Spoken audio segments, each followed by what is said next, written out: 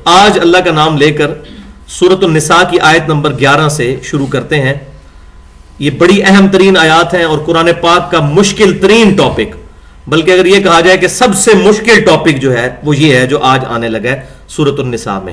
لہذا فل اٹینٹو ہوں، جس کو نیند آ رہی ہے تو وہ کھڑا ہو جائے تاکہ اس کی نیند جو ہے وہ مٹ جائے. ویسے بھی اب راتیں بہت لمبی ہیں، کوئی اتنا مسئلہ نہیں ہے. 7:15 عشاء ہو رہی ہے اور ابھی درس شروع ہے 8 سے لے کے 9 بجے تک، تقریباً 1 گھنٹے کی کلاس ہوتی ہے.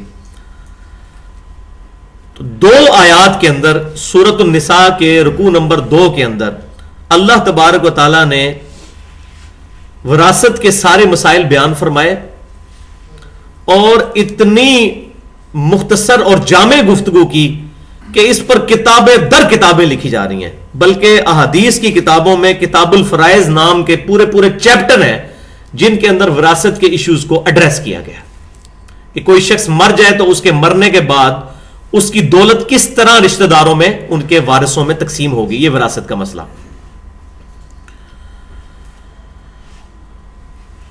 اب اس حوالے سے اس پر گفتگو کرنے سے پہلے کچھ چیزیں سمجھنا ضروری ہے. ان میں سب سے پہلی چیز تو یہ ہے کہ وراثت کے احکام جو سورۃ النساء میں نازل ہوئے، انہوں نے سورۃ البقرہ کی آیت نمبر 180 کو منسوخ کر دیا، جس کے اندر وصیت کرنا لازمی قرار دیا گیا تھا کہ جب بھی کسی شخص کی موت کا وقت قریب آئے یا اس کو لگے کہ میری موت قریب ہے تو اس پر یہ چیز واجب کی گئی تھی کہ وہ اپنے رشتہ داروں کے لیے وصیت کرے کہ میرے مرنے کے بعد میرے ماں باپ کو اتنا دے دیا جائے، اولاد کو اتنا دے دیا جائے. اور اس میں پھر یہ بھی اختیار دیا گیا تھا کہ اگر مرنے والا کوئی ناانصافی کر جاتا ہے تو مرنے کے بعد باقی رشتہ دار بیٹھ کر اس کی وصیت کو بدل بھی سکتے ہیں عدل کے دائرے کے اندر.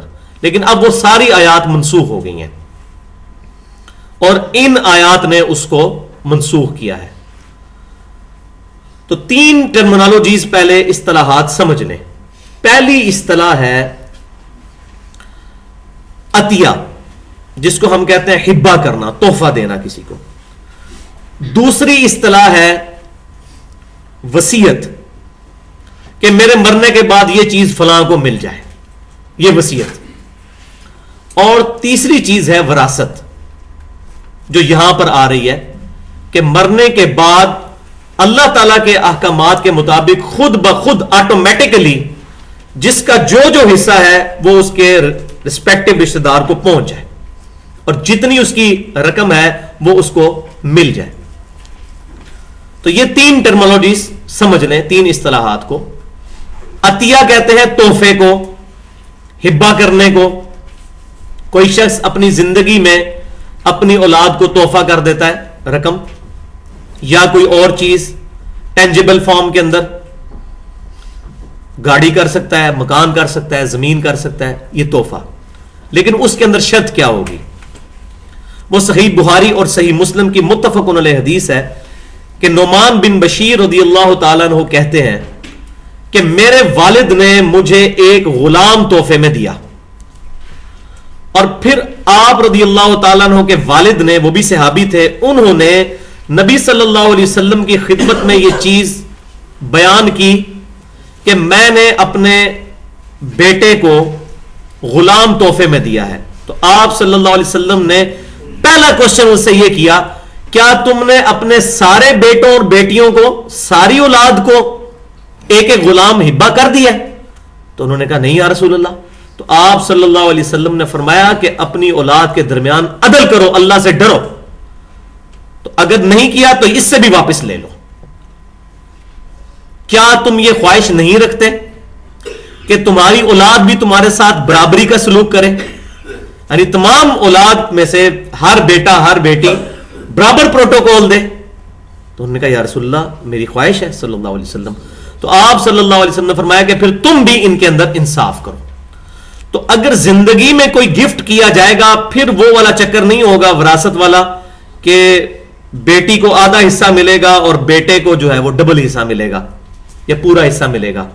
ایسا نہیں ہوگا. زندگی میں جب بھی دیا جائے گا تو برابر ہی تقسیم کیا جائے گا.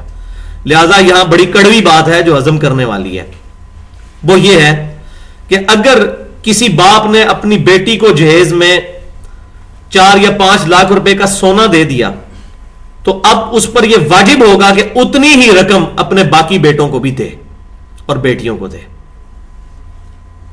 اب ہمارے پنجاب کے معاشرے میں کیا ہوتا ہے کہ جہیز دے کے یہ سمجھتے ہیں کہ شاید اب وراثت دے دی ہے. وراثت تو ملنی ہی ملنی ہے.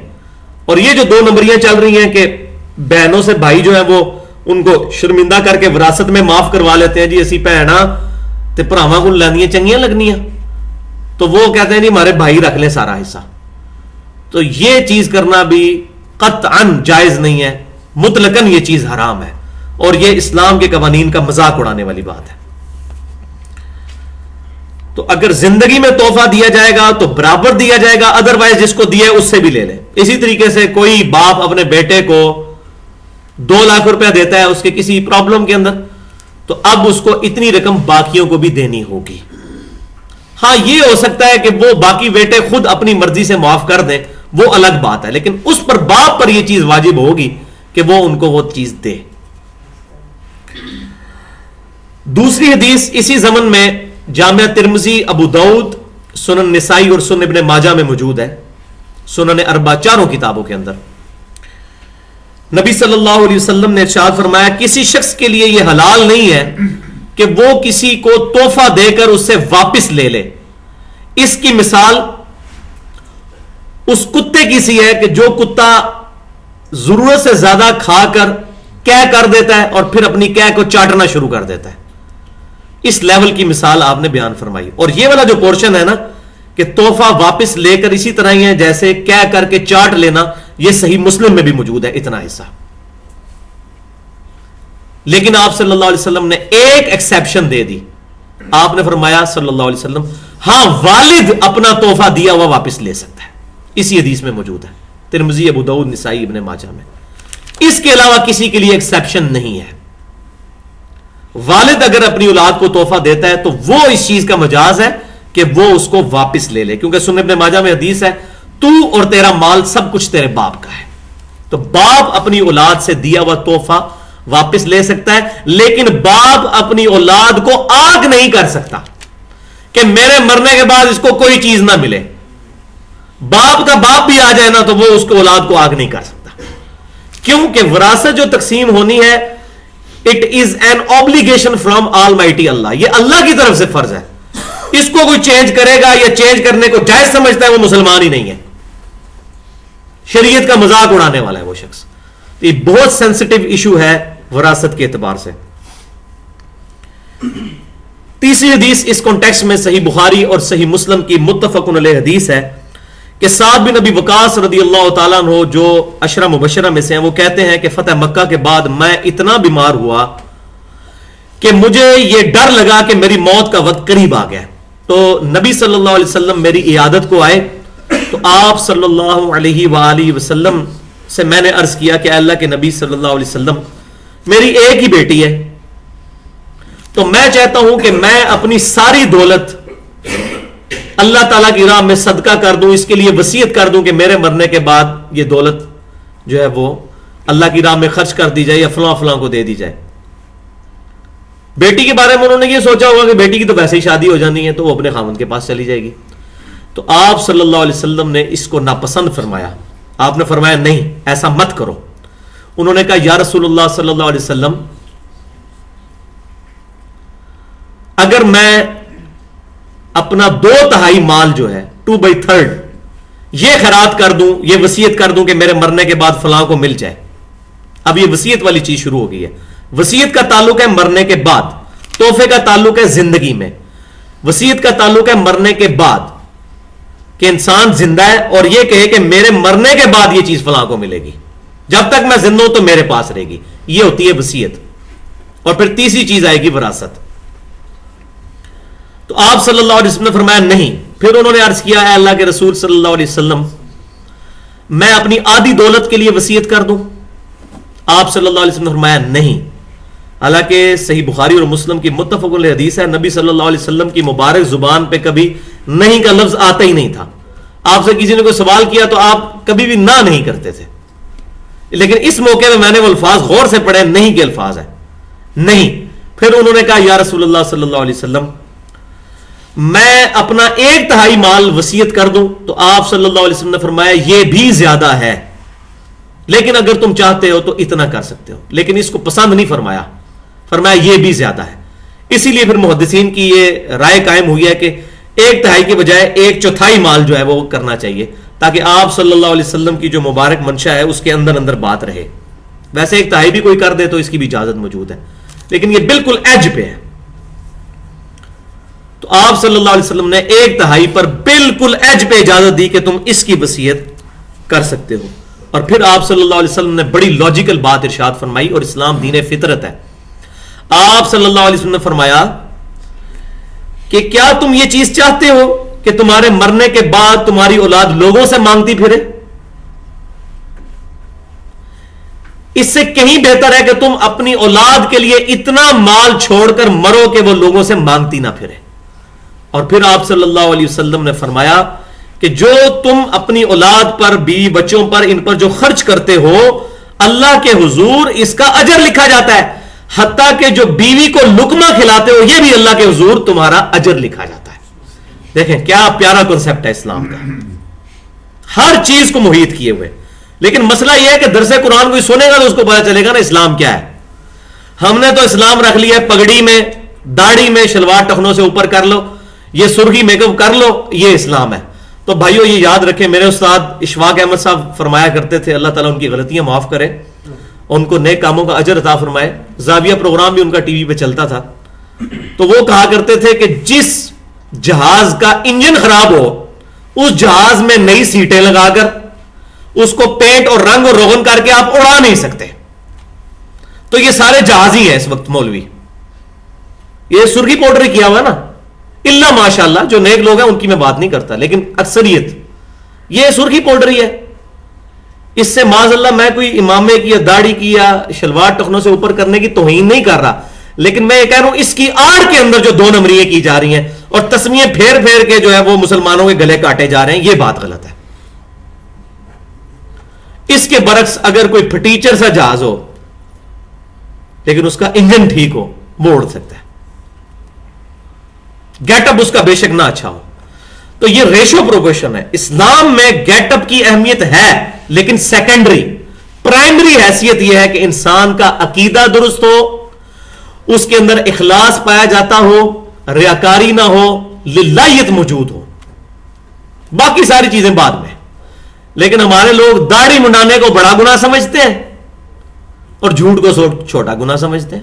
جھوٹ مولوی بھی بول رہا ہے اور جھوٹ داڑھی والا بھی بول رہا ہے اور جھوٹ بغیر داڑھی والا بھی بول رہا ہے، اس کی طرف کسی کی توجہ نہیں ہے، غیبت کی طرف کسی کی توجہ نہیں ہے۔ سود کھا رہا ہے داڑھی والا بھی بغیر داڑھی والا بھی، اور نکیر اس پر ہو رہی ہے کہ اس کی شلوار تھوڑی سی ٹخنوں سے نیچے کیوں چلی گئی۔ یہ ہمارا مینٹل لیول آپ دیکھ لیں۔ اس کو میرے استاد ڈاکٹر اسرار صاحب بڑی پیاری بات ارشاد فرمایا کرتے تھے، یہ پرورٹڈ نیچر ہے، مسخ شدہ نیچر، خاص دینی مسخ شدہ نیچر۔ تو ان کی کافی باتیں اچھی ہیں اور کافی باتوں سے مجھے اختلاف بھی ہے، باقی غلطیاں اللہ تعالیٰ ان کی معاف فرمانے والا ہے۔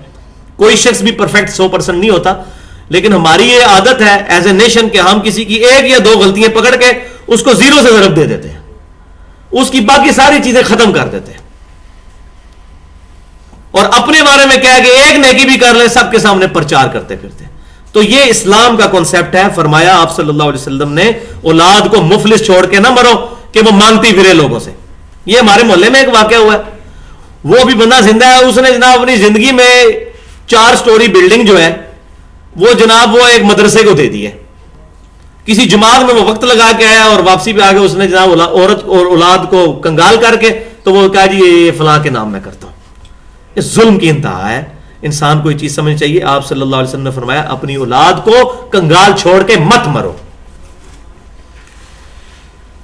چوتھی حدیث اس زمن میں جامعہ ترمذی، ابو داؤد اور ابن ماجہ کے اندر موجود ہے۔ ابو امامہ رضی اللہ تعالیٰ عنہ کہتے ہیں کہ حجۃ الوداع کے موقع پر نبی صلی اللہ علیہ وسلم نے جہاں اور باتیں ارشاد فرمائی وہاں یہ بات بھی ارشاد فرمائی کہ آپ صلی اللہ علیہ وسلم نے فرمایا کہ اللہ تبارک و تعالی نے وارث کے لیے اپنی کتاب میں حق مقرر کر دیا ہے، اب یہ کسی کے لیے جائز نہیں ہے کہ وہ اپنے وارث کے لیے وصیت کر جائے۔ وارث کے لیے وصیت کرنا اب قیامت تک کے لیے حرام ہے. وارث کو اتنا ہی مال ملے گا جو اللہ تعالیٰ نے مقرر کیا ہے. تو یہ بات بھی اب یاد رکھیں کہ وصیت اگر کرنی ہے 1/3 مال میں تو وارث کے علاوہ، اس کا ثبوت یہ حدیث ہے. یہ نہیں ہو سکتا کہ کوئی شخص کہ جی 1/3 میں تو مجھے اجازت ہے، تو فلاں میرا بیٹا جو ہے نا وہ مجھے زیادہ پسند ہے، تو وہ 1/3 مال میں کہتا ہوں میرے مرنے کے بعد میرے بیٹے کو تو فلاں حصہ ملے گا، اس بیٹے کو اتنا مال فالتو بھی مل جائے، تو یہ قطعاً حرام ہے. تو ورثاء کے علاوہ کے لیے انسان وصیت کر سکتا ہے، وارث کے لیے وصیت نہیں ہوگی. اور اس مسئلے پہ اجماع ہے پوری امت کا، کوئی اس میں اختلاف نہیں ہے، مکمل طور پر اس پر اتفاق پایا جاتا ہے. تو یہ ساری تمہیدی گفتگو تھی اس چیز کے حوالے سے. تو اس میں بڑی امپورٹنٹ چیزیں ہیں، یہ ساری بیک گراؤنڈ پتا ہو تو پھر انسان کو وراثت کے مسائل سمجھ آنے شروع ہوتے ہیں. پھر میں ریپیٹ کرتا ہوں، ایک چیز ہے عطیہ اور ہبہ، تحفہ کرنا، کہ انسان زندہ اور زندگی میں کسی کو گفٹ کرے تو ساری اولاد کو برابر گفٹ کرنا ہوگا، ادروائز جس کو دیا اس سے بھی واپس لینا ہوگا. دوسری چیز ہے وصیت، کہ انسان کہے کہ میرے مرنے کے بعد فلاں کو یہ مال مل جائے، تو وصیت کر سکتا ہے 1/3 مال میں، لیکن وارث کے علاوہ وارث کو وصیت نہیں کر سکتا.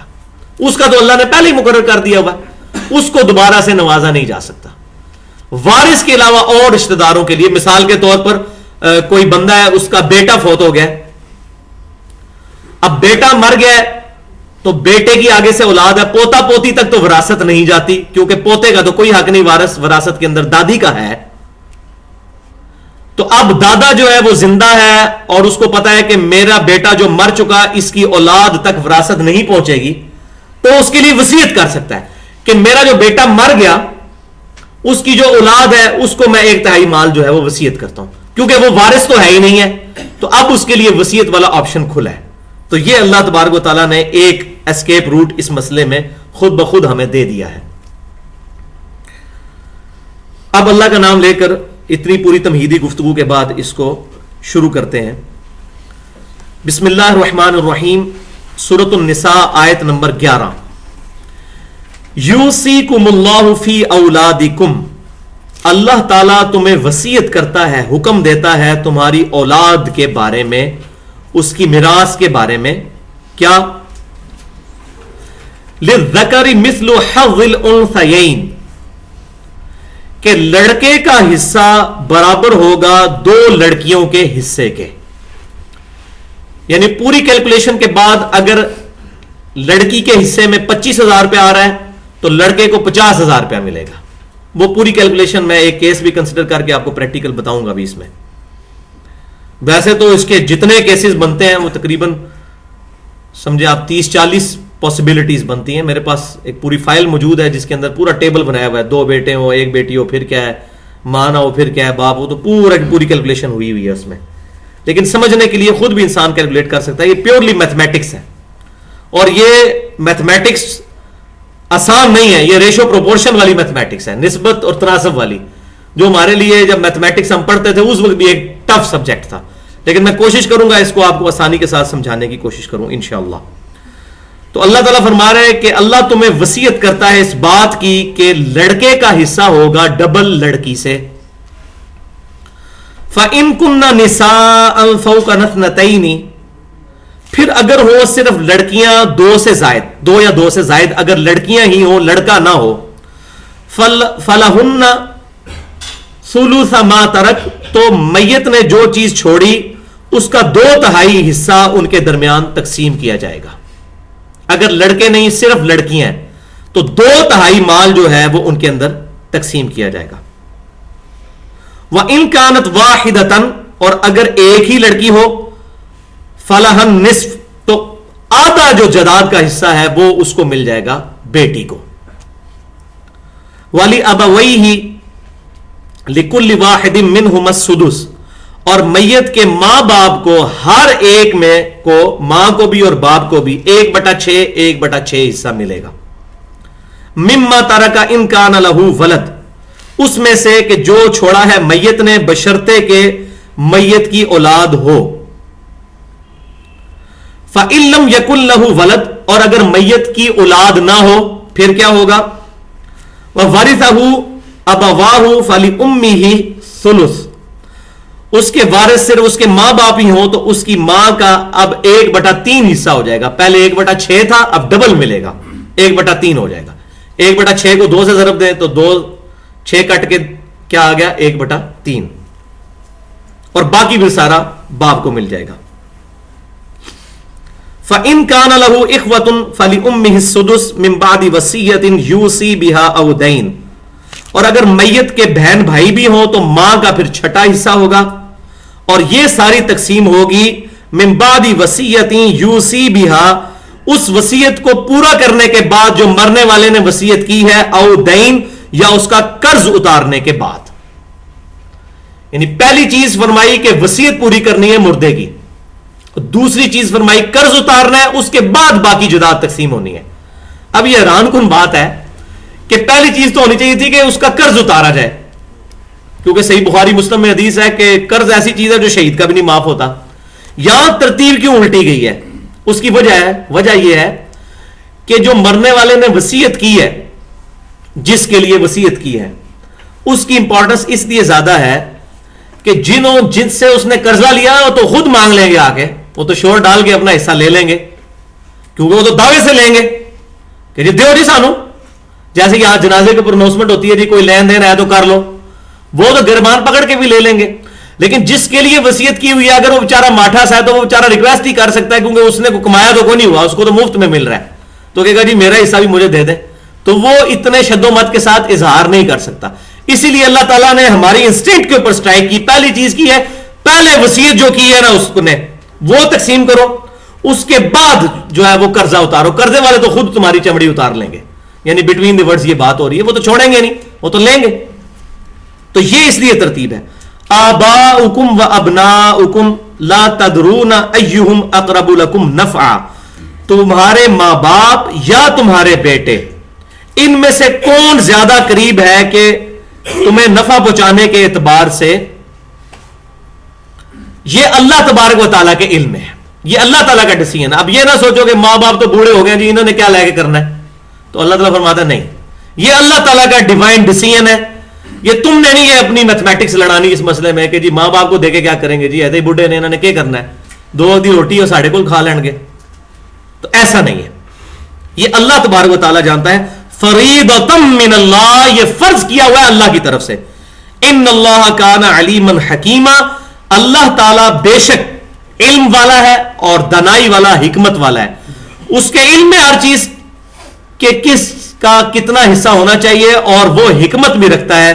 یہ اس کے الٹپ ڈیسیژن نہیں ہے, ایٹ رینڈم نہیں ہے, بلکہ اللہ تبارک و تعالیٰ نے پورے وزڈم کے ساتھ یہ چیزیں ڈیفائن کی ہیں. تو اب یہ پوری اس آیت کے بعد اس کا ذرا تھوڑا خلاصہ سمجھ لیں. وہ یہ ہے کہ وراثت کے تقسیم ہونے کے لیے 2 چیزیں تو میں نے پہلے بتا دی کہ وصیت پہلے پوری کی جائے گی اور دوسرا قرض اتارا جائے گا جو آ گیا, اس کے بعد وراثت تقسیم ہوگی. اب وراثت تقسیم ہونے میں ترتیب کیا ہونی چاہیے؟ تو ترتیب اس میں یہ ہوگی کہ پہلے ماں باپ کا حصہ نکالا جائے گا پورے مال میں سے, 1/6 ہے یا 1/3 ہے, پورے مال میں سے نکالا جائے گا ماں باپ کا حصہ. اس کے بعد جو باقی بچے گا اس میں بیوی کا حصہ, زوج بلکہ لفظ استعمال کر لیں آپ, سپاؤس جس کو کہتے ہیں, بیوی کے لیے مرد اور مرد کے لیے بیوی. اگر مرد مر گیا تو اس کی بیوی, اگر بیوی مر گئی تو اس کے مرد کے لیے.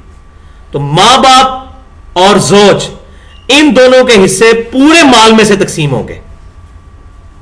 1/8 اگر حصہ ملنا ہے بیوی کو تو وہ پورے مال میں سے 1/8 ملے گا. تو ماں باپ اور بیوی یا خامند اس کو پورے مال میں سے ملے گا, اور باقی جو مال بچے گا اس مال میں سے پھر مزید ڈویژن ہوگی. تو جو باقی بچنے والی اولاد ہے وہ باقی بچے ہوئے مال میں سے اتنا حصہ لے گی. یہ نہیں ہے کہ وہ کہ جی مجھے پورے مال میں سے اب آدھا دو یا 1 وہ. تو یہ ڈویژن ہے اس کی. اب اس کے لیے میں ایک ایگزامپل کنسیڈر کر لیتا ہوں تاکہ آپ کو بات سمجھ آ جائے گی. مثال کے طور پر ایک شخص جو ہے وہ 1,20,000 روپیہ چھوڑ کر مرا ہے.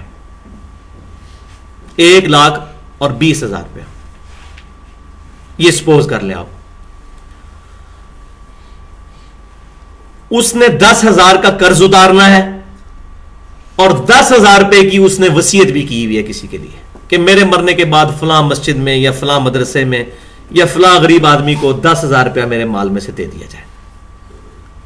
تو پہلے کیا ہوگا کہ وہ وصیت پوری کی جائے گی. 10,000 روپیہ ہم اس مسجد کو یا مدرسے کو یا اس پرٹیکولر پرسنالٹی کو دیں گے کہ جس کی اس نے وصیت کی ہے. باقی کتنا رہ گیا؟ 1,10,000. اب 10,000 روپیہ اس نے قرض بھی اٹھایا ہوا ہے تو 10,000 روپیہ قرض بھی اتار دیں گے. پیچھے کیا بچا؟ 1,00,000. اب ترتیب کیا ہوگی کہ میں نے بتایا تھا کہ 2 لوگ ہیں جن کا مال وراثت میں جو حصہ ہے وہ پورے مال میں سے ملتا ہے، ماں باپ اور بیوی یا خاوند. اور باقی جو مال بچے گا وہ پھر اولاد میں اور بہن بھائیوں میں تقسیم ہوگا. اور اس میں مزے کی بات یہ ہے کہ اگر اولاد نرینہ موجود ہے یعنی لڑکا ہے پھر بہن بھائیوں کو کچھ بھی نہیں ملے گا. بہن بھائی اس وقت شامل ہوتے ہیں جب کوئی شخص لڑکا چھوڑ کے نہ مرے، صرف لڑکیاں ہی لڑکیاں ہوں تو پھر بہن بھائیوں میں بھی حصہ آ جاتا ہے. اگر لڑکا بھی ہے اور لڑکیاں بھی ہیں اس کی تو بہن بھائی فوراً فارغ. تو یہ سیدھا سا فارمولہ ہے کہ اگر اولاد نرینہ ہے تو بہن بھائی کو کچھ نہیں ملنا. پہلے نمبر پہ ماں باپ کو، اس کے بعد خاوند کو یا خاوند کے لیے بیوی کو، اور اس کے بعد اولاد کو. لڑکے کو ڈبل ملے گا لڑکیوں سے. لیکن اگر لڑکا نہیں ہوگا صرف لڑکیاں ہوں گی پھر ماں باپ اور خاوند اور بیوی کے ساتھ ساتھ پھر بہن بھائیوں کو بھی ملے گا. تو اب 1,00,000 روپیہ تھا تو اب اس کے ماں باپ بھی زندہ ہیں. تو ہم نے کیا پڑھا ہے اس میں کہ ماں باپ میں سے ہر ایک کے لیے والی ابویہ لکل واحد منہما السدس، میت کے ماں باپ میں سے ہر ایک کو 1/6 حصہ ملے گا. تو 1,00,000 روپے کو اگر 6 حصوں میں ڈیوائڈ کیا جائے، 1,00,000 روپے کے 6 حصے بنائے جائیں تو وہ چھٹا حصہ جو بنے گا وہ ملے گا ماں کو اور ایک اتنا ہی چھٹا حصہ اس کے باپ کو بھی ملے گا. اور وہ میں نے کیلکولیٹ کیا ہے 1,00,000 روپے میں چھٹا حصہ جو ہے وہ 16,667 روپے بنتا ہے. 667 آپ تقسیم 16 6 96 تو 16,667 4,000 روپے اوپر جو ہے وہ یہ بن گیا. تو 16,667 روپے 667 روپے 667 یہ مل گئے ماں کو اور 16,667 روپے مل گئے باپ کو. اب اس کی بیوی کے لیے یا بیوی تھی تو اس کا شوہر اس کے لیے کتنا ہے 1/8. تو 1/8 یہ 16,000 16,500 نکالنے کے بعد جو وہ نہیں ہوگا پورے لاکھ میں سے نکالنا ہوگا کیونکہ میں نے بتایا 2 لوگ ہیں جن کا پوری رقم میں سے نکلنا ہے. پہلے ماں باپ اور دوسرے سپاؤس زوج اس کا جو. تو 1/8 حصہ کیا بنے گا؟ 1,00,000 کا 1/8 حصہ جو ہے وہ بنے گا 12,500. 12,896 12.5 پورے بن گئے. تو وہ لے چکے ہیں 16,667. تو اس باقی بچے ہوئے کا نہیں 1/8 وہ تو پھر بہت کم بن جائے گا نا. تو پورے لاکھ میں سے 1/8 تو یہ بن گیا 12,500. تو 12,500 روپیہ اس کی بیوی کو مل جائے گا. اگر ایک سے زیادہ بیویاں ہوں گی تو پھر 12,500 جو ہے نا 2 بیویاں تو اس کو آدھا کر لیں. یہ نہیں کہ ہر بیوی کو 12,500 دیتے جائیں گے پھر تو بچنا ہی کچھ نہیں ہے. ٹھیک ہے. تو بیویوں کو اوور آل جو ہے نا وہ 12,500 میں سے ڈیوائڈ کرنا ہے. تو 12,500 یہ بھی نکل گیا. 16,667 ماں کا 16,667 باپ کا. یہ تینوں ملا کے جب نکل گئے تو باقی رقم بچی 54,166. اب یہ جو باقی بچی ہے نا 54,166 یہ اولاد میں تقسیم ہوگی. تو یہ بڑا ضروری ہے. یہ پہلے سمجھ نہیں آتا کہ شروع کہاں سے کرنا ہے. آج ماں کا اتنا حساب. اور اس میں پھر جو کافی کفار ہیں انہوں نے مذاق بھی اڑایا جی دیکھیں جی یہ تو رقم پوری ہی نہیں بنتی. 1/6 1/6 1/8 یہ جمع کریں تو پورا 1 تو بننا چاہیے 1 بنتا ہی نہیں ہے. تو ان کے دماغ کا فطور ہے ان کو کیلکولیشن ہی نہیں آتی ہے. یہ بیسک میتھمیٹکس ہے اس کو سمجھیں. پہلے ماں باپ کا حصہ نکالنا ہے اس کے بعد زوج کا حصہ نکالنا ہے. ماں باپ اور زوج کا حصہ اوور آل پوری رقم میں سے ہوگا اور باقی جو بچ گیا اس کو پھر اولاد پہ تقسیم کرنا ہے. تو باقی بچے 54,166. تو فرض کریں اس کے 2 بیٹے اور 3 بیٹیاں. اب 54,166 روپے 2 بیٹے اور 3 بیٹیوں میں تقسیم کرنا ہے، تو کس طرح ہوگا وہ ہم شروع میں پڑھ چکے. یوصیکم اللہ فی اولادکم للذکر مثل حظ الانثیین. اللہ تعالیٰ تمہیں وصیت کرتا ہے کہ لڑکے کا حصہ لڑکی سے ڈبل ہوگا. اب لڑکے ہوئے 2، لڑکیاں کتنی؟ 3. تو لڑکے کو چونکہ ڈبل ملنا ہے تو ہم فرض کر لیتے ہیں لڑکے 4 ہیں. فرض کر لیتے ہیں لڑکے 4 ہیں، 4 کے حساب سے کیلکولیٹ کرتے ہیں تو 4 کی رقم پھر 2 کو دے دی جائے گی تو ڈبل پوائنٹ. تو لڑکیاں 3 ہوئی اور لڑکے تھے 2، لیکن چونکہ ان کو ڈبل ملنا ہے ہم نے فرض کیا 4. 4 اور 3 کتنا ہوا؟ 7. تو 54,166 کو 7 کے اوپر آپ 7 کے اوپر ڈیوائڈ کر لیں. ٹھیک ہے، تو یہ بن جائے گا 15,476 روپے. ٹھیک ہے جی، کتنا بنا ذرا کیلکولیٹ کر لیں. سوری 7,738. وہ 15,000 جو میں نے لکھا ہے وہ بیٹے کا حصہ پھر بنے گا نا. تو کتنا بنا؟ 7,738. 7 7 49. ٹھیک ہے، 49. تو 54 اوپر بھی ہے، تو 7,738 روپے بن گئے ایک حصے کے. یہ لڑکی کا حصہ نکلا. اس کو ڈبل کریں گے تو لڑکا وہ بنے گا 15,476. 15,476 ایک لڑکے کو، 15,476 دوسرے لڑکے کو، اور 7,738 ایک لڑکی کو، اتنا ہی دوسری کو اور تیسری کو. یہ آپ ٹوٹل کر کے دیکھیں پورا ₹1,00,000 بن جائے گا. میتھمیٹکس پوری ہو جائے گی. لہذا یہ اس کی کیلکولیشن اب آپ کو بیسک اب چیز پتا چل گئی. تو اب آپ یہ خود فارمولے لگا کے آپ کے پاس کوئی کیس آتا ہے تو آپ اس کو کنسیڈر کر کے کافی حد تک کیلکولیٹ کر. اب مجھے بتائیں کہ یہ مولوی کر سکتا ہے یہ کام جس کو کیلکولیٹر بھی استعمال کرنا نہیں آتا الا ماشاء اللہ. تو یہ جو انہوں نے یہ لوگوں کو دھوکہ دیا ہوا ہے نا کہ جنہوں نے داڑیاں رکھی ہیں پگڑی ہیں یہ مدرسوں سے فارغ ہوئے ہیں تو یہ لوگ دین کے ٹھیکیدار ہیں. میں سب کی نہیں بات کر رہا، انٹلیکچوئل لوگ بھی ان میں موجود ہیں، لیکن اکثریت ہمارا جو کوڑ کباڑ ہے نا وہ اس فیلڈ میں جاتا ہے. جیسے اس دن وہ بڑی پیاری بات کی ہارون رشید نے، بڑا منہ پھٹ بندہ ہے میری طرح، جنگ میں جو کالم لکھتا ہے، اس نے کہا کہ ہمارے معاشرے کا سب سے بڑا المیہ ہے کہ 2 اہم ترین کام جو ہے نا ہم نے ردی ترین لوگوں کو دے دیے ہیں. ایک مذہب دین اور دوسرا سیاست. جتنے جاہل لوگ ہوں گے، جتنے وہ جڈ قسم کے لوگ ہوں گے، حالانکہ یہاں انٹیلیجنسیا آنا چاہیے ہمارا، سیاست میں بھی اور دین میں بھی.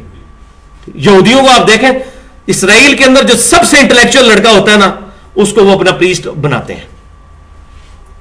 سعودی عرب میں بھی یہی ہے.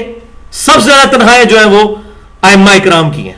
پورے کے پورے وہ جب فارغ تحصیل ہوتے ہیں وہ جج بنے ہوئے ہوتے ہیں، جج بھی ہوتے ہیں، قاضی بھی ہوتے ہیں. جس طرح یہاں گریڈین 18 کا آفیسر یا 17 کا آفیسر ہے، اس طرح وہ آفیسر گورنمنٹ کو تنخواہ بھی دیتی ہے، مکان بھی دیتی ہے. اور یہاں کیا ہے، مولوی نے گاؤں کے چودھری اور جو بڑے بڑے سیاستدان، اور اکثر آپ دیکھیں گے، بات میری نوٹ کر لیں، مسجدوں کے صدر ہوتے ہی وہ ہیں جو علاقے کے بڑے بدماش لوگ ہوتے ہیں، جو صرف عید کی نماز وہ کلف والا سوٹ پہن کے آگے پڑھتے ہیں، اس کے بعد کبھی مسجد میں داخل، وہ صدر ہوتے ہیں مسجد کے، کیونکہ 4 پیسے دے دیتے ہیں اور ہم لوگ پیسے سے مرغوب ہوتے ہیں. جامع ترمذی میں حدیث ہے، ہر امت کا ایک فتنہ ہے، میری امت کا فتنہ مال ہے. بخاری مسلم کی متفق علیہ حدیث ہے کہ مجھے تم سے یہ خطرہ تو نہیں ہے کہ تم میرے بعد شرک کرنے لگو، یعنی ایز اے ہول کچھ حصہ تو شرک کرے گا امت کا، یعنی پوری امت جیسے بنی اسرائیل پوری کی پوری مشرک ہو گئی تھی، مجھے تم سے یہ خطرہ نہیں ہے. صحابہ کرام اور ان کے اس پیٹرن پہ چلنے والے قیامت تک جو گروہ ہے، بخاری مسلم کی متفق علیہ حدیث ہے، میری امت کا ایک گروہ قیامت تک حق پہ قائم رہے گا. حضور کے دور میں صلی اللہ علیہ وسلم وہ صحابہ کرام تھے، پھر آپ کے پیٹرن پر قیامت تک ایک گروہ طائفہ منصورہ، فرقہ نہیں، طائفہ منصورہ کامیاب گروہ حق پر رہے گا. باقی 72 تو دوزخ میں ہے، سنن نبی داؤد میں صحیح حدیث موجود ہے. تم سے شرک کا خدشہ نہیں ہے، یعنی پوری امت سے، لیکن مجھے یہ خطرہ ہے کہ مال میں پھنس جاؤ گے، دنیا کے مال میں، جس کی اس وقت پریکٹیکل مثال جو ہے سعودی عرب ہے. شرک کوئی نہیں ہے لیکن دنیا کے مال میں وہ پھنس گئے ہیں برے طریقے سے، عیاشیوں کے اندر پھنسے ہوئے ہیں. شرک نہیں کرتے لیکن مال اتنا کھل گیا کہ عیاشیوں میں آ گئے. تو میں دیکھتا ہوں مجھے وہ حدیث یاد آ جاتی ہے کہ شرک کا خدشہ نہیں ہے لیکن دنیا کے مال میں پھنسو گے، پھر مال پھنسو گے، پھر عیاشیاں بھی ہوں گی، بدماشیاں بھی ہوں گی، پھر وہاں مولویوں کو پیسے دے کے ایسے فتوے بھی نکالے جائیں گے جن فتووں میں یہ ہوگا جی یہ نکاح مسیار ہے، یہ متا نہیں ہے، اور متا کی وہ شکل ہوگی. اور پھر یہاں بیٹھ کے مولوی بیٹھ کے ڈیبیٹ کر رہے ہوں گے جی علماء عرب نے فتویٰ دے دیا. علماء عرب کا ہم نے وہ کلمہ پڑھا ہوا ہے, وہ بھی بہت کام غلط کرتے ہیں. ایک کام تو ان کے اندر بہت بڑی خرابی آ چکی ہے کہ وہ محروم ہو چکے ہیں پگڑی کی سنت سے. وہ انہوں نے اپنا ٹریڈیشنل وہ سرخ رومال لیا ہوتا ہے جو کسی حدیث سے ثابت نہیں, جائز ہے لیکن سنت تو نہیں ہے. امام کعبہ نے بھی پگڑی نہیں باندھی ہوتی. بخاری اور مسلم میں متفق علیہ حدیث ہے, نبی صلی اللہ علیہ وسلم فتح مکہ کے موقع پر آپ نے کالی پگڑی باندھی ہوئی تھی. المستدرک للحاکم میں حدیث ہے, سعد بن ابی وقاص رضی اللہ تعالیٰ عنہ کہتے ہیں میں نے سفید کلر کا امامہ باندھا تھا, شملہ نہیں چھوڑا تھا. آپ صلی اللہ علیہ وسلم نے میرا امامہ اتار کے اپنے مبارک ہاتھوں سے باندھا, پھر اس کا شملہ چھوڑا, فرمایا کہ اس طرح باندھا کرو خوبصورت لگتا ہے.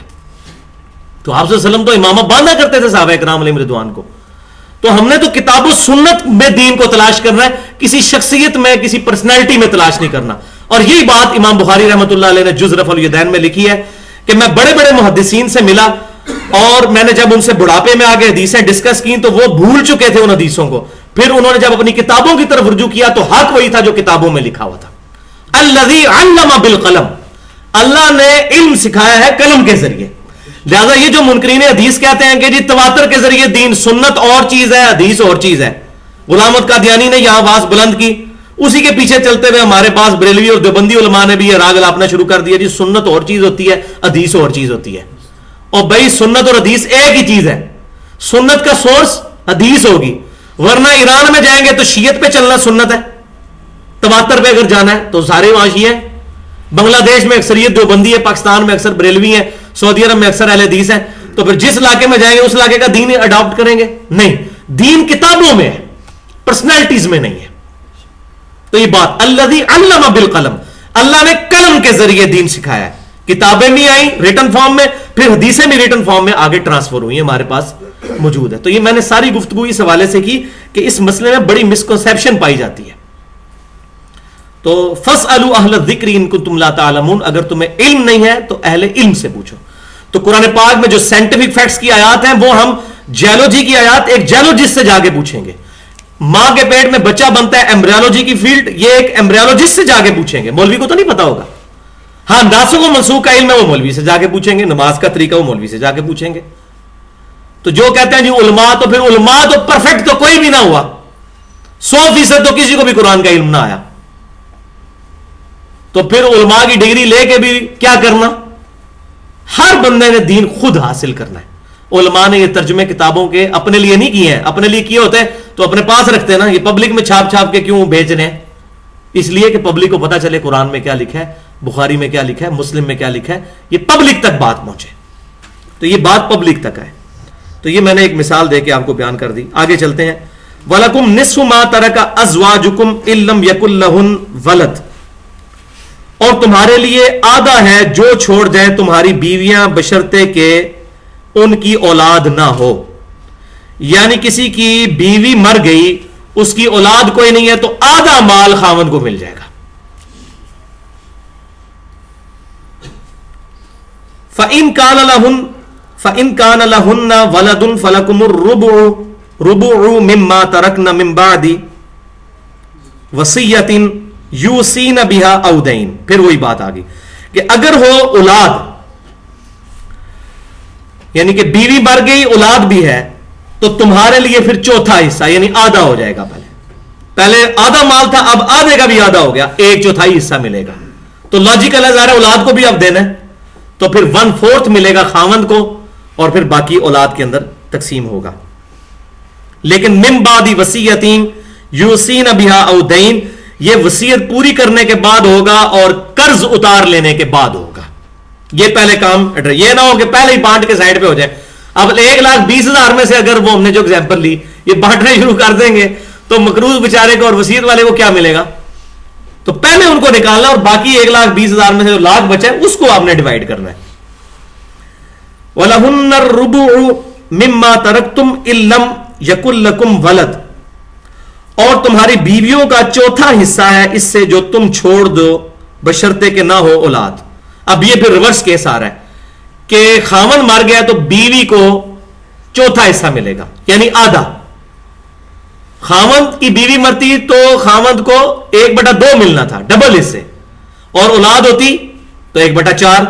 یہاں اولاد نہیں تو 1/4, اور اولاد ہوگی تو 1/8. تو عورت کو کم مل رہا ہے. اس کی وجہ یہ ہے کہ آپ اس بات کو بھی سمجھیں, مرد کا حصہ کیوں زیادہ رکھا گیا. عورتیں ہوتی مرد کے اوپر ڈیپینڈنٹ ہیں, مرد نے گھر کا خرچہ چلانا ہوتا ہے, اس میں یہ بھی اشارہ مل رہا ہے. تو مرد پہ رسپانسبلٹی زیادہ ہوتی ہیں, اس لیے مرد کا حصہ زیادہ رکھا گیا, اس کے کندھوں پہ بوجھ ہوتا ہے. تو مرد کو زیادہ اس کا حصہ دیا جا رہا ہے ایز کمپیئر ٹو عورتوں کے, کیونکہ عورتیں تو ڈیپینڈنٹ بھی ہوں گی اولاد کے اوپر, یا اس طریقے سے نئی شادی کر لیں گی, یہ بھی تو ہو سکتا ہے. فَإِن كَانَ لَكُمْ وَلَدٌ, اور اگر ہو اولاد تمہاری, یعنی کہ جو مرد مر گیا اس کی اولاد بھی ہے, فَلَهُنَّ الثُّمُنُ مِمَّا تَرَكْتُم مِّن بَعْدِ وَصِيَّةٍ توصون بِهَا أَوْ دَيْنٍ, تو پھر 1/8 حصہ ملے گا, یعنی 1/4 کا بھی آدھا ہو گیا, جو میں نے بات پہلے بتا دی, جو تم چھوڑ کر مرو گے. لیکن یہ پھر کیا ہوگا, پھر وہ ریپیٹ ہو رہا ہے کہ وصیت پوری کرنے کے بعد اور قرض اتار لینے کے بعد. یہ آپ دیکھ لیں کتنا امپورٹنٹ مسئلہ ہے, وصیت والا اور قرض والا. اب آ رہا ہے ایمبیگوس ترین ایشو اس میں, وَإِن كَانَ رَجُلٌ يُورَثُ كَلَالَةً, اور اگر کوئی ایسا مرد ہو کہ جو کلالہ ہو.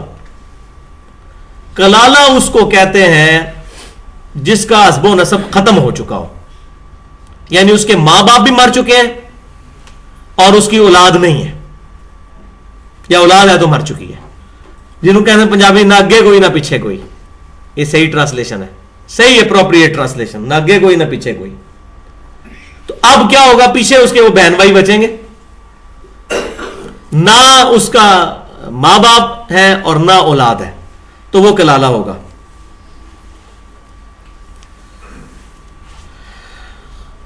اس طریقے سے اس کی بیوی بھی کوئی نہیں ہے, تو اس کو ہم کہیں گے کلالہ. تو اب اس کا کوئی وارث, ڈائریکٹ وارث کوئی نہیں ہے. 3 ہی بڑے وارث ہیں نا, پہلے میں نے بتایا تھا ماں باپ, اس کے بعد زوج, اور اس کے بعد اولاد.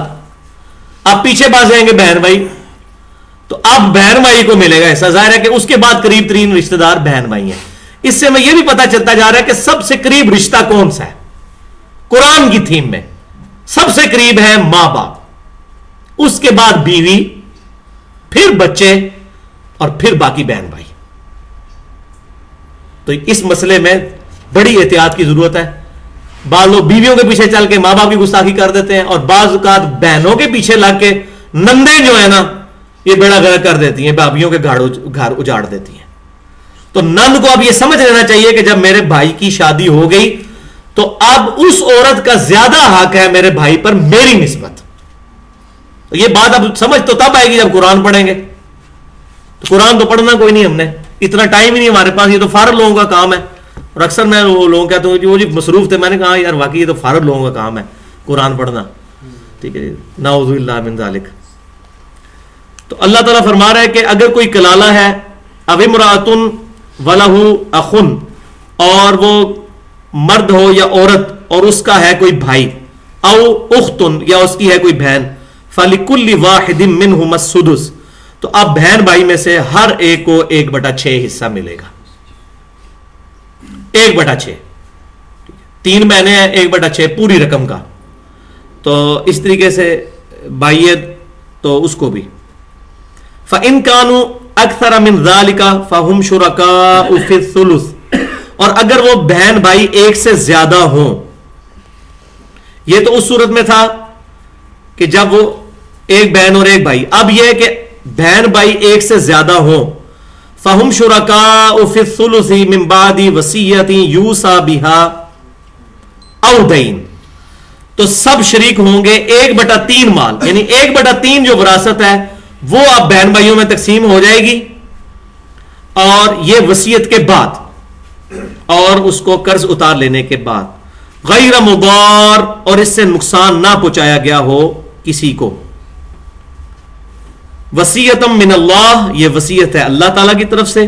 واللہ علیم حلیم, اور اللہ تعالیٰ سب کچھ جاننے والا اور بردبار ہے. اب یہاں ایک ایمبیگوٹی آ گئی کہ کلالہ میں 1/6 تو مل گیا, تو باقی مال کدھر جائے گا؟ یہ سوال نہیں ہمارے ذہن میں آیا.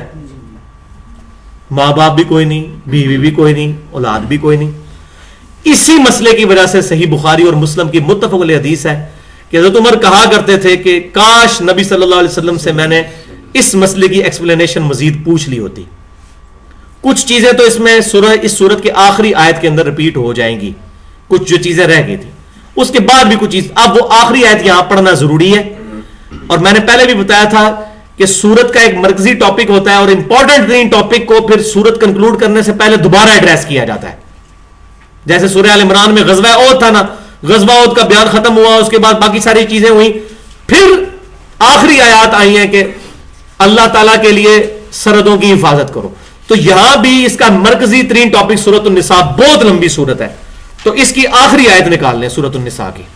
وہاں کلالہ کا مسئلہ دوبارہ آئے گا جب لوگوں نے سوال پوچھا. تو یہ چھٹے سپارے کے اندر آتی ہے 107 نمبر صفحہ, یہ بلو والے قرآن میں سورۃ المائدہ جہاں سے شروع ہوتی ہے, سورۃ النساء کی آخری آیت. یستفتونک مل گئی ہے جی. اے نبی صلی اللہ علیہ وسلم آپ سے یہ فتویٰ مانگ رہے ہیں. فتویٰ مانگ رہے ہیں کس کے بارے میں؟ کلالہ کے بارے میں پوچھ رہے تھے. قل اللہ یفتیکم, تو اے محبوب صلی اللہ علیہ وسلم آپ فرما دیجئے اللہ تمہیں فتویٰ دیتا ہے. کیا فتویٰ دیتا ہے؟ فی الکلالہ, کلالہ کے مسئلے میں. یہ کلالہ کا مسئلہ جو ہے نا تھوڑا ٹیڑھا ہے. کلالہ کون؟ جس کی نہ کوئی بیوی, یا بیوی ہے تو خاوند کوئی نہیں ہے اس کا, سب کوئی مر چکے, اس کے صرف بہن بھائی ہیں, نہ اوپر کوئی نہ نیچے کوئی. ان امرؤ ہلک لیس لہ ولد ولہ اخت فلہا نصف ما ترک. اگر کوئی ایسا آدمی فوت ہو جائے نہ ہو جس کی کوئی اولاد اور اس کی ہو ایک بہن, تو بہن کو آدھا حصہ مل جائے گا, آدھا حصہ بہن کو مل جائے گا. وَهُوَ يَرِثُهَا إِن لَمْ يَكُن لَهَا وَلَدٌ, اور وہ وارث ہوگا اپنی بہن کا اگر نہ ہو اس بہن کا کوئی اور اولاد وغیرہ نہ ہو. بہن مر جائے گی تو وہ مکمل وارث ہو جائے گا بھائی, اور جب بھائی مرے گا تو بہن کو آدھا حصہ ملے گا. پھر وہی والی ایکویشن چل رہی ہے, مین تھیم وہی پیچھے چل رہی ہے کہ مرد کو پورا اور عورت کو آدھا, یا مرد کو ڈبل اور اس کو سنگل.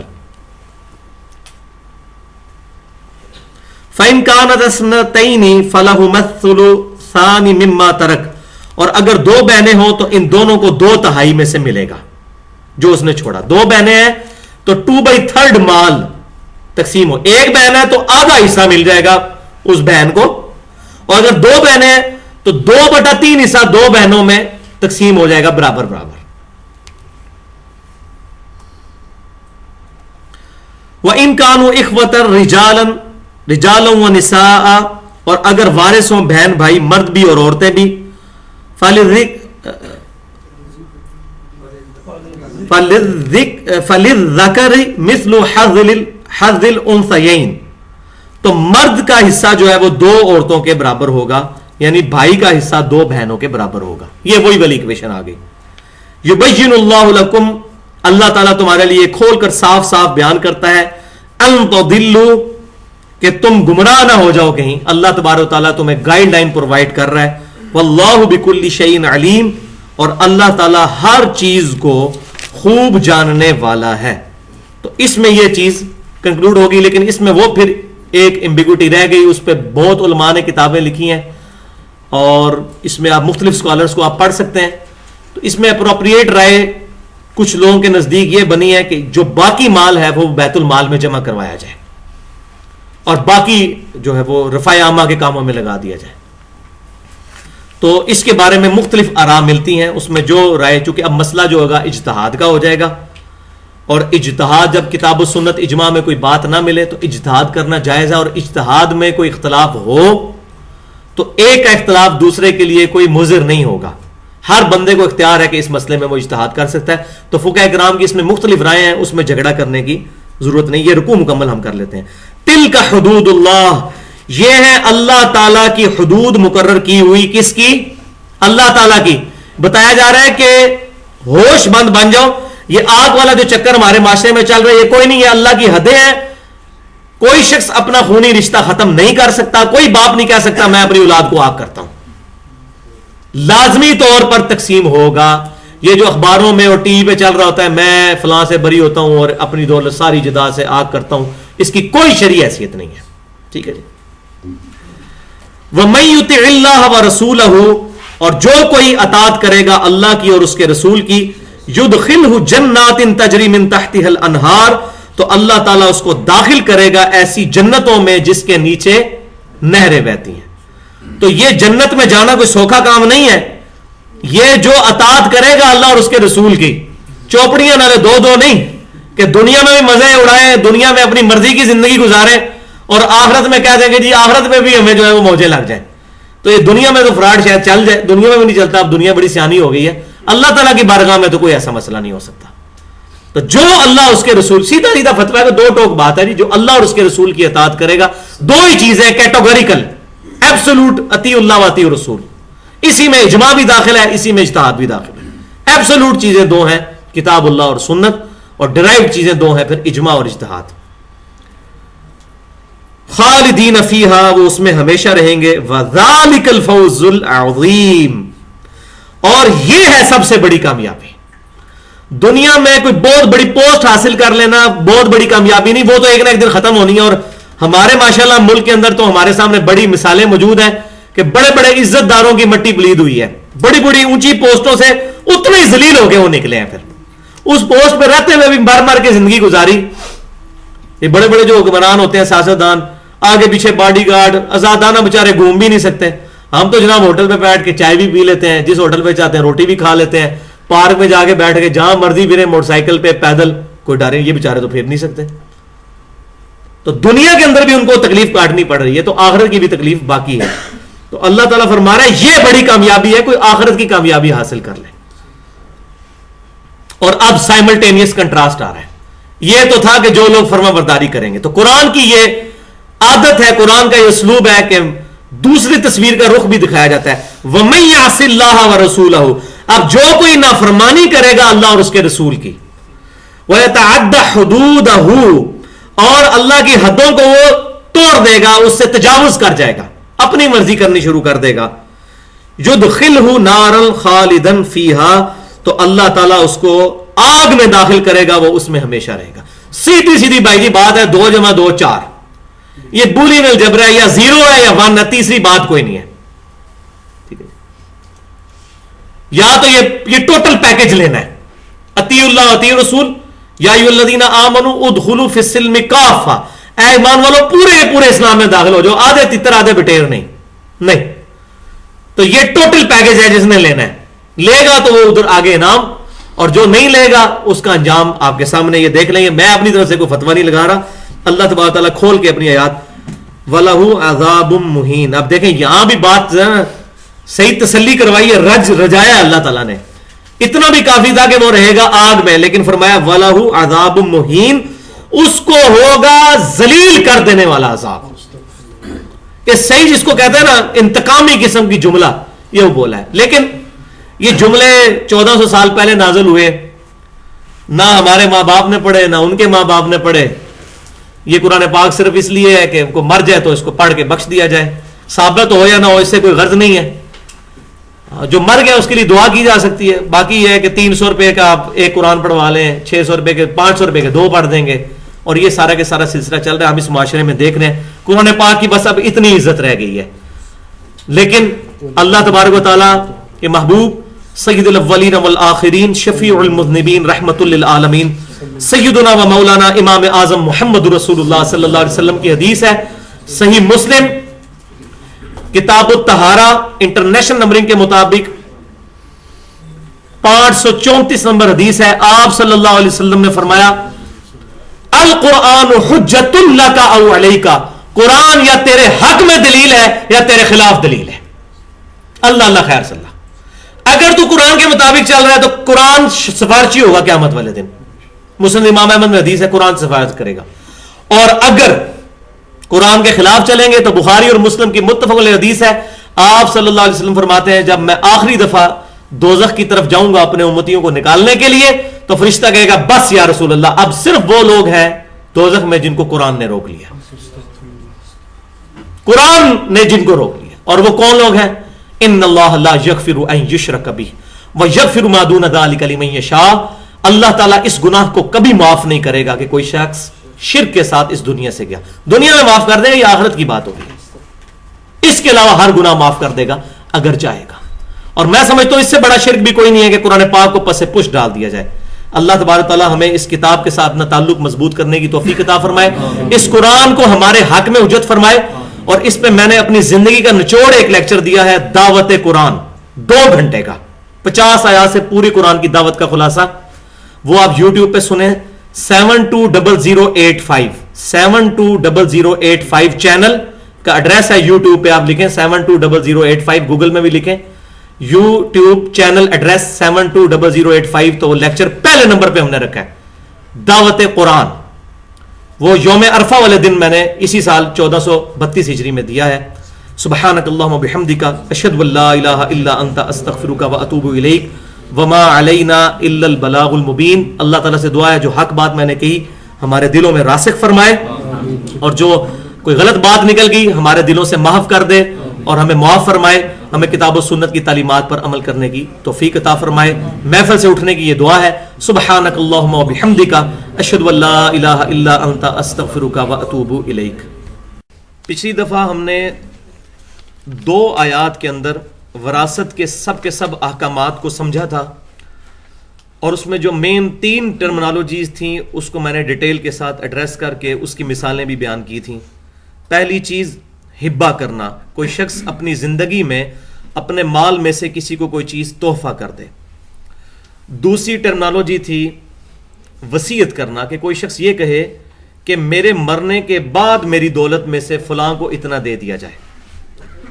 اور تیسری چیز وراثت، جس کا یہاں پر ذکر آیا تھا 2 آیات کے اندر. اور میں نے بتایا تھا کہ 2 آیات کے اندر اللہ تبارک و تعالیٰ نے وراثت کے احکامات کو اس قدر کمپریہنسو، جامع انداز سے کنکلوڈ کیا ہے کہ کتابوں کی کتابیں لکھی گئی ہیں وراثت کے قوانین کے اوپر. کتاب الفرائض نام کے پورے مستقل باب ہیں ہماری احادیث کی کتابوں کے اندر، وہ اسی سے اخذ کی گئی ہیں ساری چیزیں.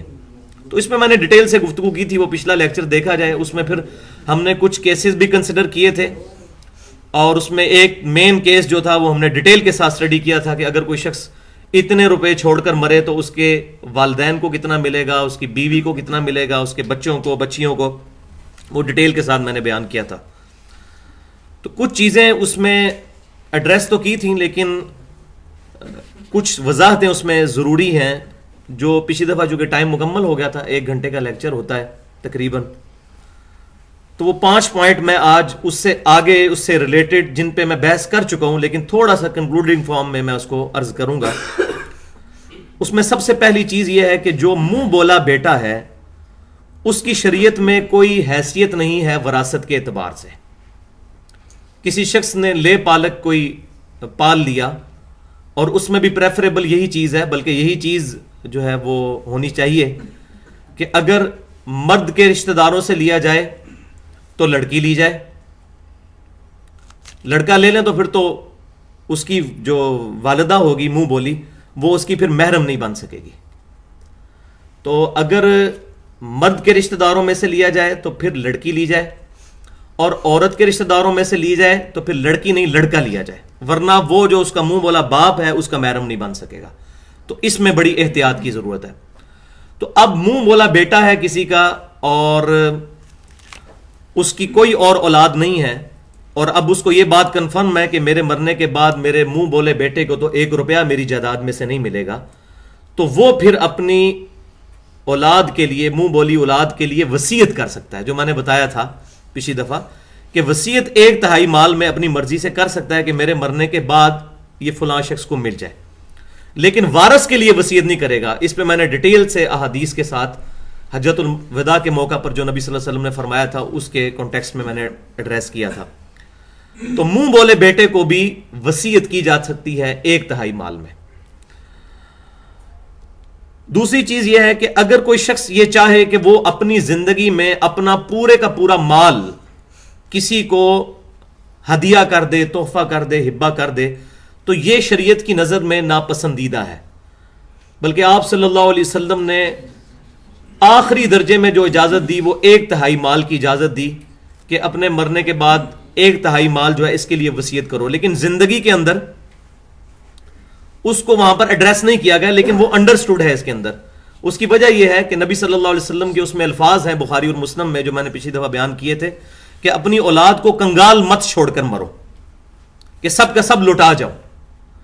لیکن اگر کوئی شخص یہ فیل کرتا ہے کہ میری ساری اولاد سیٹل ہے اور اس کو میرے مال کی ضرورت نہیں ہے اور وہ بھی سب اس بات پر ایگری ہیں، تو وہ شخص پھر پوری نیک نیتی کے ساتھ، کسی بےایمانی کی نیت سے نہیں، نہ کسی اولاد میں سے کسی کو آگ کرنے کی نیت سے، اپنا سارا مال اپنی زندگی میں کسی کو گفٹ کر سکتا ہے، کسی مدرسے کے لیے، کسی این جی او کے لیے جو دین کے دائرے کے اندر رہ کر کام کر رہی ہو.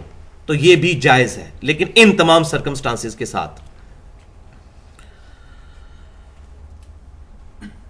اسی کانٹیکسٹ میں یہ ہے کہ کوئی شخص مرنے سے پہلے جو ہے وہ اپنے کسی رشتہ دار کے ہاں ٹھہرا ہوا تھا اور اس کے رشتہ دار نے اس کی بڑی خدمت کی، لیکن وہ رشتہ دار ایسا ہے جس کو وراثت میں سے کچھ نہیں ملنا، یعنی نہ تو اس کی اولاد میں سے ہے، نہ بہن بھائیوں میں سے، اور دور پار کا رشتہ دار ہے، یا بھتیجوں میں سے ہے، یا اس طریقے سے کوئی اور ہے جس کو شریعت میں وراثت کا حق نہیں ملتا. تو اب اس کے لیے بھی وصیت کی جا سکتی. یہ پوائنٹ نمبر 3 تھا کہ کسی شخص نے خدمت کی. اسی طریقے سے بعض اوقات رشتہ دار نہیں بھی ہوتے، کوئی محلے دار ہے، کسی عورت نے 8-10 سال کسی کی خدمت کی، کسی بوڑھی عورت کی، اور اب وہ یہ چاہتی ہے کہ میرے مرنے کے بعد اس کو میرے مال میں سے کچھ حصہ مل جائے، تو اس کے لیے وہ وصیت کر سکتی ہے، لیکن 1/3 مال میں. باقی مال کا کیا بنے گا وہ انشاءاللہ میں آگے آ رہا ہے. پچھلی دفعہ میں نے کلالہ کے اوپر ایڈریس کیا تھا. چوتھی چیز اس کے اندر یہ ہے کہ بعض اوقات انسان کو یہ وسوسہ آتا ہے کہ شریعت کے اندر پوتے تک جائیداد نہیں جاتی. کسی شخص کا بیٹا فوت ہو گیا جوانی میں اور اس نے اپنے پوتا پوتی اور بیوی چھوڑی پیچھے، یعنی اس مرد کی بہو جو مرنے والا ہے، اس کی اپنی زندگی کے اندر اس کا بیٹا فوت ہو گیا اور اس کی بیوہ بہو اور بیوہ جو اس کے یتیم پوتا اور پوتی ہیں. اب ظاہر ہے کہ جب وہ دادا مرے گا تو اس کی وراثت میں سے ان کو کچھ نہیں ملے گا. تو اس کے لیے بعض اوقات ذہن میں یہ وسوسہ آتا ہے کہ نعوذ باللہ من ذالک، کیا شریعت یہ ظلم کرتی ہے؟ ان کو تو زیادہ ضرورت ہے. تو اللہ تعالیٰ نے اس کے لیے مزید اوپن اینڈ کھول دیا ہے کہ ان کے لیے وصیت کر دی جائے. باقیوں کو تو تھوڑا مار ملے گا، لیکن اگر کوئی دادا اپنے پوتا پوتی کے لیے، اپنی بہو کے لیے وصیت کرنا چاہے تو کر سکتا ہے 1/3 مال میں، اس سے بھی زیادہ مال میں جو کہ اس کے مرنے کے بعد بیٹی کو یا اس کے بیٹوں کو ملنا ہے یا بہن بھائیوں کو ملنا ہے. تو وہ ایک اوپن اینڈ اللہ تعالیٰ نے چھوڑ دیا ہے کہ دادے کی وراثت پوتے تک تو نہیں جاتی، لیکن وصیت کر سکتا ہے. اور 5ویں چیز کلالہ، جس کے اوپر میں نے ڈیٹیل سے پچھلی دفعہ عرض کیا تھا کہ کلالہ اس شخص کو کہتے ہیں جس کا نہ آگے کوئی نہ پیچھے کوئی، جس کو پنجابی میں کہتے ہیں نہ آگے کوئی نہ پیچھے کوئی، یعنی نہ اس کے ماں باپ ہیں، نہ اس کی اولاد اور بیوی ہے، نہ بہن بھائی ہیں. ٹھیک ہے جی. تو بہن بھائی ہو تو وہ بھی کلالہ ہوتا ہے، لیکن اصل کلالہ کی ڈیفینیشن یہ ہے کہ ماں باپ اور اولاد اور بیوی بچے نہ ہوں. بہن بھائی ہو تو اس کے لیے پھر ڈیٹیل سے آیات آئی تھیں کلالہ کے اوپر. تو اس میں یہ بات بھی یاد رکھیں کلالہ کے پوائنٹ آف ویو سے کہ اب کوئی ایسا شخص ہے کہ اس کے مرنے کے بعد، جیسے کہ ہم نے پچھلی دفعہ پڑھا تھا کہ اگر اس کی ایک بہن ہے تو وہ آدھے مال کی وارث بن جائے گی، 2 بہنیں ہیں تو 2/3 مال کے اندر اس کو ڈیوائڈ کیا جائے گا. اگر ایک بھائی ہے تو وہ پورے کے پورے مال کا وراثت کا حقدار بن جائے گا اگر اس کی بیوی بچے اور ماں باپ نہیں ہیں. اب ایک اور کیس بھی ہو سکتا ہے جس طرح اس میں آیا بھی تھا کہ کسی کی ایک بہن ہے. اب قرآن پاک اس کے اوپر تو ایڈریس کرتا ہے کہ اس کی بہن آدھے مال کی وارث بن جائے گی، آدھا مال باقی کدھر جائے گا. اس کے اوپر پھر کتابوں کی کتابیں لکھی گئی ہیں اور مختلف مجتہدین اسلام میں جو گزرے اہل سنت کے بڑے بڑے ائمہ، انہوں نے اپنے کامنٹس دیے ہیں. کسی نے کہا بیت المال میں جمع کروا دیا جائے. اس میں ایک سب سے قریب ترین حدیث جو متفق علیہ حدیث ہے صحیح بخاری اور مسلم کی جو مجھے ملی ہے وہ یہ ہے کہ آپ صلی اللہ علیہ وسلم نے فرمایا کہ وراثت تقسیم کرنے کے بعد جو مال بچ جائے اس کو اپنے قریبی رشتہ داروں میں سے جو مرد ہے اس کو یہ پہنچے. مثال کے طور پر مرنے کے بعد اس کی 2 بہنیں تھیں، ان میں 2/3 مال تقسیم ہو گیا. اب 1/3 جو بچ گیا وہ کس کو ملے؟ تو یہ ہے کہ اس کا قریبی رشتہ دار یعنی بھتیجا، جیسے بخاری اور مسلم کی متفق علیہ حدیث ہے کہ قوم کا بھتیجا اسی قوم میں سے ہوتا ہے، تو بھتیجے کو پھر وہ باقی مال مل جائے. یا پھر یہ ہو سکتا ہے اگر بھتیجا بھی نہیں، کوئی بھی نہیں ہے، تو کوئی اولڈ ایج ہاؤس ہے جس نے خدمت کی ہے، جس طرح انگلینڈ کے اندر، ہمارے ملک میں بھی اب جس طرح یہ عیدی والے بہت بڑا کام کر رہے ہیں، اور اللہ تعالیٰ ان کو جزائے خیر دے کہ ان لوگوں نے انٹرنیشنل لیول پہ دنیا کی سب سے بڑی این جی او اس وقت یہ عیدی والے ہیں. اور ماشاءاللہ جب انسان اس طرح کے معاملات کے اندر کبھی انسان کو کبھی واسطہ پڑ جائے تو اس وقت ان کی قدر آتی ہے کہ یہ لوگ کتنی خدمت کر رہے ہیں. مردہ خانے ابھی کراچی کے اندر جس طرح قتل و غارت عام ہو رہا ہے، اسلام کے نام پر مسلمان کا گلا کاٹ رہا ہے، وہاں پر جو لاوارث لاشیں ہیں ان کو فریز کرنا، اسی طریقے سے ان کے کفن دفن کا انتظام کرنا، جن کے ماں باپ مر جائیں ان یتیم بچوں کی پرورش کرنا، اس طرح بہت بڑا کام یہ لوگ کر رہے ہیں. اللہ تعالیٰ ان کے اخلاص میں مزید برکتیں عطا فرمائے. تو اس طرح کوئی عیدی ویلفیئر یا اس طرح کے جو لوگ جن کے بارے میں یہ کنفرم ہو کہ یہ مخلص لوگ ہیں اور پیسے کو غلط جگہ استعمال نہیں کریں گے، تو کلالہ شخص جو ہے اس کے مرنے کے بعد اس کی جائیداد جو ہے وہاں بھی ٹرانسفر کی جا سکتی ہے، وہ خواہش کا اظہار کر سکتا ہے، لیکن وصیت نہیں کرے گا، وصیت 1/3 مال میں ہی کر سکتا ہے. تو اس کے مرنے کے بعد وہ پر مال جو ہے اس کا اس طرح کے کسی ویلفیئر کو دے دیا جائے. تو یہ 5 چیزیں اس حوالے سے میں نے ایڈریس کر دی، اور باقی چیزیں جو ہیں وہ میں پچھلی دفعہ ڈیٹیل سے عرض کر چکا ہوں.